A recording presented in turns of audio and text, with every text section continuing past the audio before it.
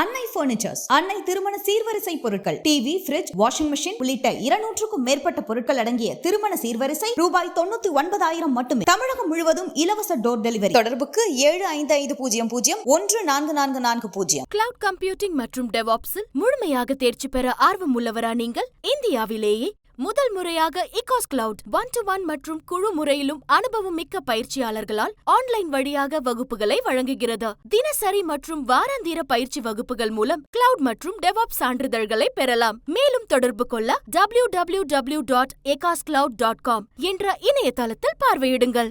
அனைவருக்கும் வணக்கம். 300 கோடியில படம் எடுத்து முல்லை பெரியாருக்கு எதிரான காட்சிகளை வைத்து தமிழர் விரோத போக்கை போன வாரம் தான் பிருத்திவிராஜ் காட்டியிருந்தார்.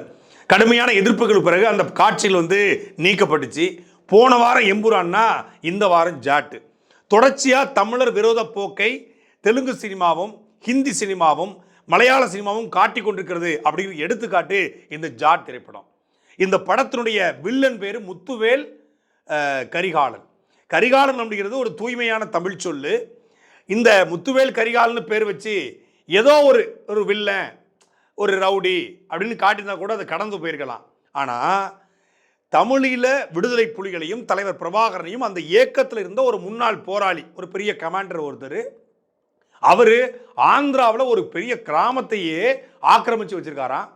இங்கிருந்து சென்னையிலேருந்து அயோத்தி கிளம்பக்கூடிய ஹீரோ சன்னி தியால் ஹீரோவை நடிச்சிருக்காரு. அவர் ட்ரெயினில் போகிறாரு. போகும்போது ட்ரெயினில் அந்த ஆந்திரா பார்டரை கிராஸ் பண்ணும்போது அந்த வில்லனுக்கும் முத்துவேல் கரிகாலனுக்கும் இந்த ஹீரோவுக்கும் மோதல் ஏற்பட்டுருது. உடனே அந்த மோதலில் வில்லன் அடிச்சிடறாப்புல. அப்புறம் பார்த்தா முள்ளன் பெரிய கேங்காக ஒரு பெரிய கிராமத்தை ஆக்கிரமிச்சு பெரிய அந்த பெண்களை இதனுடைய கட்டுப்பாட்டில் வச்சுருந்து ஒட்டுமொத்த கிராமத்தையும் அடிமையாக வச்சுருக்காரு. அதை எதிர்த்து இந்த ஹீரோ போராடுறாரு. இதுதான் அந்த படத்தினுடைய கதை. ஆந்திராவுக்கும் தமிழீழத்தில் போராடிய அந்த போராளிகளுக்கும் என்ன சம்பந்தம், என்ன சம்பந்தம்னு படத்தில் என்ன சொல்கிறாங்கன்னா, இவர்கள் ராஜீவ்காந்தியை முன்னாள் பிரைம் மினிஸ்டர் அசாசினேட் பண்ணதற்காக வந்தவங்க இங்கே தங்கிட்டாங்க. அப்போ ஒரு படம் முழுக்க தமிழ் இனத்துக்கு எதிராக இந்த படம் எடுக்கப்பட்டிருக்கு. இந்த படத்தில் மைத்ரி மூவி மேக்கர்ஸ்னு சொல்லி இன்னைக்கு இப்போ குட் பேட் அக்லியை தயாரித்த இந்த நிறுவனம் தான் இந்த படத்துக்கு தெலுங்கு நிறுவனம். படத்தை இயக்கிய இயக்குனர் அவன் பேர் கோபிச்சந்த் மலினேரி மயிர புடுங்கின நேனின்னு பேர் வச்சிருக்கேன். கோபிச்சந்த் மலினேனிங்கிற இவன் வேறு தேடி போனால் எங்கே வருதுன்னு பார்த்தா, ஏன் இந்த மாதிரி படம் எடுத்துருக்கிறான், ஏன் தமிழருக்கு எதிராக படம் எடுத்துக்கிறான், ஏன் தலைவரை தவறாக சித்தரிக்கிறான், ஏன் புலிகளை தவறாக சித்தரிக்கிறான், எதுக்கு ராஜீவ்காந்தி படுகொலையை இதுக்குள்ளே சொருகிறான் அப்படின்னு பார்த்தா இவனுடைய வேர் ஓங்கோலில் போய் நிற்குது. ஓங்கோலில் பிறந்ததுனாலேயே இந்த கொழுப்படுத்த இயக்குனருக்கு எவ்வளவு திமிர் இருந்திருந்தா தமிழ் நடிகர்களை நடிக்க வச்சு தமிழ்நாட்டில் இந்த படத்தை ரிலீஸ் பண்ணி தமிழ் இனத்துக்காக போராடிய ஒரு போராட்ட இயக்கத்தை, எந்த போராட்ட இயக்கத்திலடா, எந்த தீவிரவாத, இவங்க சாதாரண ஆள் கிடையாது, இவங்க இன்டர்நேஷனல் டெரரிஸ்ட். ஒரு அமைப்புக்கு பேர் வைக்கிறான், ஜாஃப்னா டைகர் ஃபோர்ஸ் அப்படின்னு பேர் வைக்கிறான். எந்த போராட்ட இயக்கத்தில், அதாவது எந்த தீவிரவாத இயக்கத்தில், பயங்கரவாத இயக்கத்தில் தன்னுடைய பிள்ளைகளை, தன்னுடைய கணவரை நீங்கள் இந்த இயக்கத்தில் சேர்த்துக்கோங்க, இந்த நாட்டு விடுதலைக்காகன்னு சொல்லி கொண்டு போய் கொடுத்துருக்காங்க. உலகத்தை ஒரு இயக்கம் சொல்லு, ஒரு பயங்கரவாத இயக்கம் சொல்லு, ஒரு பயங்கரவாத இயக்கம்னு காட்டுறான். அப்பட்டமாக தெரியுது தலைவருடைய காட்சிகளை காட்டுறான். அங்கே இருக்கக்கூடிய அடர்ந்த காட்டுக்குள்ளே அவங்க பயிற்சி காட்டுறான். கண்ணா பின்னான்னு அவங்க ராணுவ வீரர்கள் இந்திய ராணுவத்தை சுட்டுக் கொள்வது போல காட்சிகள் அமைக்கப்பட்டிருக்கு. அப்போ தொடர்ச்சியாக ஏற்கனவே விடுதலை புலிகள் மீதான தடை நீடிக்கிறதுக்கு பல காரணங்கள் சொல்கிறான்.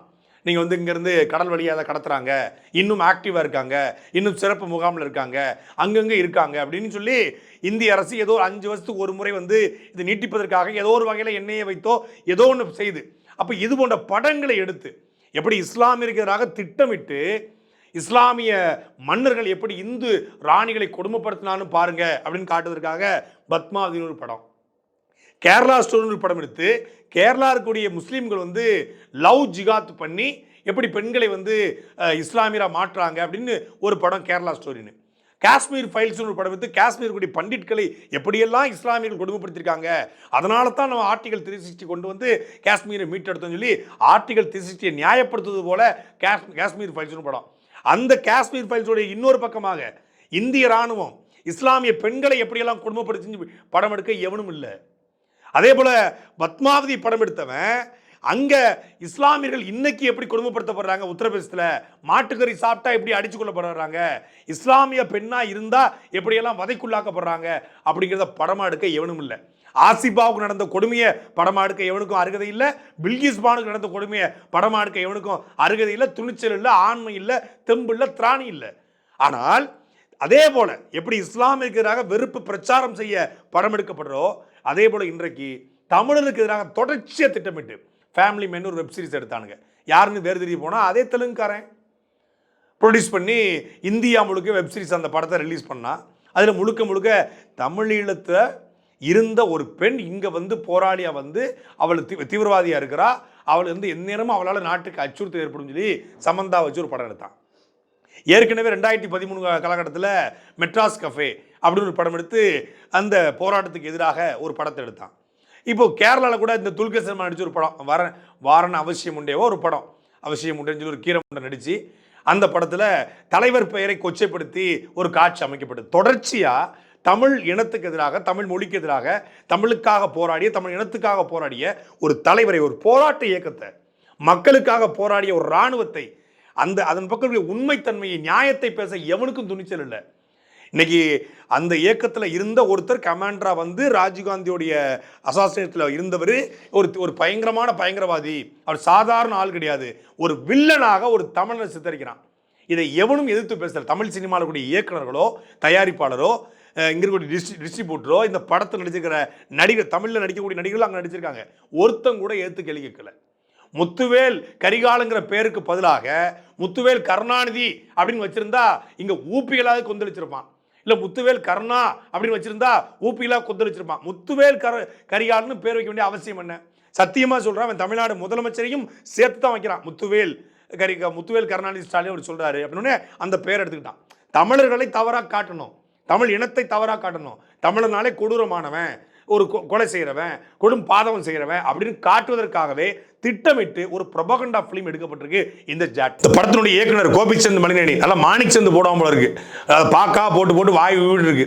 அந்த படத்தை எடுத்தவன் பஞ்சாபிய சீக்கியருக்கு எதிராக காலிஸ்தான் கேட்குறாங்கன்னு சொல்லி காலிஸ்தான் பயங்கரவாதிகள் அப்படின்னு ஒரு படத்தை நீ எடுத்துடுறா. நீ ஆம்பளை பஞ்சாபிய சீக்கியருக்கு சொட்டை வெட்டிடுவான், ஒரு முடி இருக்காது மண்டையில், வாளோடு திடுறாங்க. ஏன்னா அவனுக்கு தலைவன் இருக்கிறான், ஒற்றுமை இருக்குது. பஞ்சாபியர்கிட்ட எடுக்க முடியாது. மராட்டியருக்கு எதிராக ஒரு படத்தை எடுத்துரு, இல்லை வந்து பீகாருக்கு எதிராக, உத்தரப்பிரதேசத்தில் இருக்கக்கூடிய மக்களுக்கு எதிராக, இந்திக்காரனுக்கு எதிராக ஒரு படத்தை எடுத்துட்டு பார்ப்போம், எடுக்க முடியுமா? பக்கத்து மாநிலம் ஒரியர்களுக்கு எதிராக ஒரிய தலைவர்களை சித்தரித்து, இல்லை ஒரு ஒரியா பேரை வந்து வில்லனுக்கு பேராக வச்சு நீ படத்தை எடுத்துரு. முத்துவேல் கரிகாலன் ஒரு படத்துக்கு வில்லனுக்கு பேரை வச்சு அந்த வில்லனை கொடுமையானவனை காட்டி அவன் ஒரு போராட்ட இயக்கத்தை சார்ந்தவன் இப்போ தீவிரவாதியாக மாறி கட்டும் இன்டர்நேஷனல் டெரரிஸ்டாக இருக்கான், அவன் இங்கே பதுங்கியிருக்கிறான் அப்படின்னு காட்டுவது மூலமாக என்ன சொல்ல வர்றீங்க?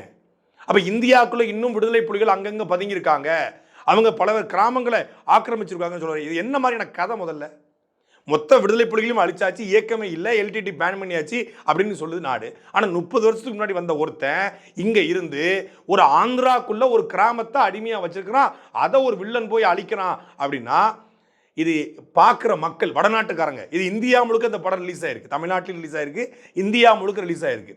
பார்க்குற மக்கள் என்ன நினைப்பான்? ஓ, இன்னும் அவங்க இருக்காங்க போல இருக்கு. நீங்கள் படத்தை பார்த்தா பல பேர் வந்து உண்மை நம்பிக்கிட்டு இருக்காங்க வடநாட்டை பொறுத்தளவில். அப்போ தமிழர்களை திட்டமிட்டு அவமானப்படுத்தப்படணும் அப்படிங்கிறது எடுக்கப்பட்டிருக்கிற இந்த படம் தமிழ்நாட்டில் தடை செய்யப்படணும். தமிழ்நாட்டு முதலமைச்சர் எப்படி எம்புரான் படத்தில் தலையிட்டு அந்த படத்துடைய காட்சிகள் நீக்கப்பட்டுச்சு அப்படிங்கிறத சட்டசபையில் அறிவித்தாரோ, அப்படி தமிழ் இனத்துக்காக போராடிய தலைவர்களையும் ஒரு மாபெரும் இயக்கத்தையும் இழிவுபடுத்துகிற இந்த படம் தமிழ்நாட்டில் தடை செய்யப்பட வேண்டும். தெலுங்கு சினிமாவுடைய மிகப்பெரிய மார்க்கெட் தமிழ் சினிமா. தெலுங்குலேருந்து வந்து நடிகர்கள் நடிக்கிறாங்க, தெலுங்கு இசையமைப்பாளர்கள் இங்கே இசையமைக்கிறாங்க, தெலுங்கு இயக்குனர் வந்து இயக்குறாங்க, தெலுங்கு தயாரிப்பு நிறுவனங்களுக்கு தொடர்ச்சியாக தயாரிக்குது, தெலுங்கு டிஸ்ட்ரிபியூட்டர்ஸ் வந்து டிஸ்ட்ரிபியூட் பண்ணுறான்.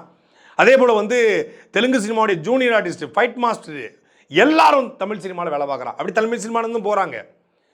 என்னைக்காவது ஒரு தெலுங்கனை, ஒரு ரெட்டி சகோதரர் இருக்கான் தெலுங்குல, ஒட்டுமொத்தமாக கனிம வள கொள்ளையடிச்சவன், அவனை காட்டி நாங்கள் படம் எடுத்துருக்கோமா? எடுக்கலை.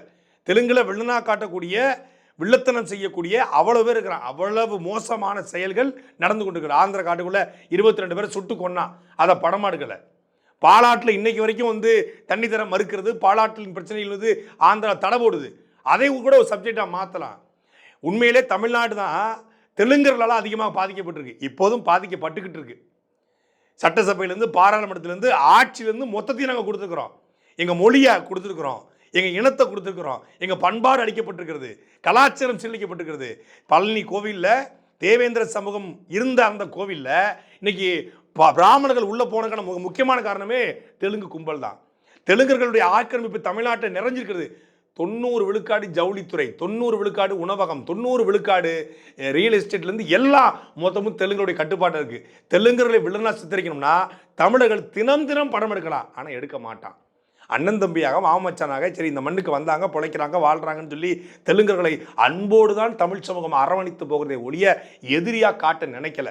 அதிகார வர்க்கத்தில் எதிரியாக எனக்கு வாழும் உரிமை எவருக்கும் உண்டு, ஆளும் உரிமை தமிழர் எமக்கே உண்டுங்கிற அடிப்படையில் சீமான் போன்றவர்கள் சொல்கிறாங்க. ஆனால் வில்லனாக, எதிரியாக சித்தரிக்கலை. ஆனால் தொடர்ச்சியாக தமிழர்களை எதிரியாக சித்தரித்து தெலுங்கர்களும், கன்னடர்களும், மலையாளிகளும், ஹிந்திக்காரனும் படம் எடுப்பது என்பது அப்பட்டமாக தமிழர் விரோத போக்கு. எவனும் இதை கேட்க மாட்டான்னு நினைக்கிற திமிர் என்பது அடக்கப்பட வேண்டும். தொடர்ச்சியாக இதை பண்ணால் மைத்ரி மூவி மேக்கர்ஸோ இந்த படத்தில் இருக்கிற ஒருத்தம் கூட அடுத்த எந்த படத்தையும் எடுக்க முடியாது. சாட்டை எடுத்து நாட்டை திருத்து, இளம் தலைமுறை தானே நீ வழி